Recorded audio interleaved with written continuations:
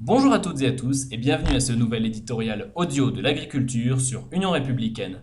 Aujourd'hui, on va parler fiscalité agricole. Vous le savez peut-être, les agriculteurs bénéficient d'une fiscalité un peu spéciale, avec des dispositifs qui permettent de s'adapter aux aléas de la production et aussi de surmonter les périodes difficiles.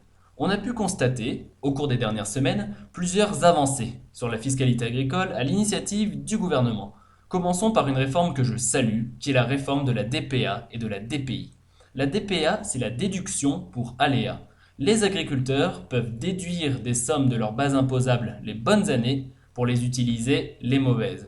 À l'origine, les agriculteurs étaient assez réticents et ne souhaitaient pas utiliser la DPA parce qu'il fallait bloquer des sommes et parce que les dispositifs d'assurance étaient contraignants.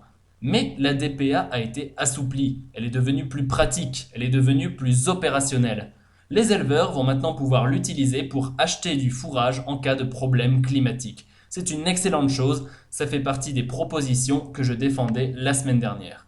La DPI, la déduction pour investissement, a elle aussi été amendée. Elle va permettre de favoriser l'investissement dans les cheptels et l'équipement dans la viticulture.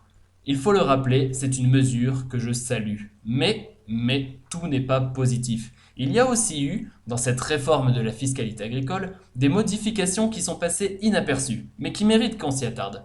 Si vous avez écouté mon éditorial de proposition la semaine dernière, vous avez vu que j'étais contre la conditionnalité environnementale, qui pénalise les agriculteurs en leur donnant trop de normes et en les pénalisant financièrement. Le gouvernement a décidé, toujours dans des principes de conditionnalité, de tripler la taxe sur les émissions d'oxyde d'azote et de diviser le seuil d'assujettissement à la taxe sur l'émission de poussière par 10. Il passe de 50 tonnes à 5 tonnes. Alors, cette découverte dans le plan de finances 2013, on la doit au député UMP des Yvelines Jean-Marie Tétart. Je vous recommande d'ailleurs de regarder son intervention.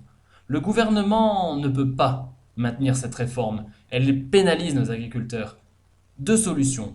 Soit le gouvernement annule ces deux dispositifs, soit il intègre les bénéfices générés par ces nouvelles taxes, non pas au budget général, comme c'est le cas actuellement, mais à des mesures de financement de l'investissement agricole.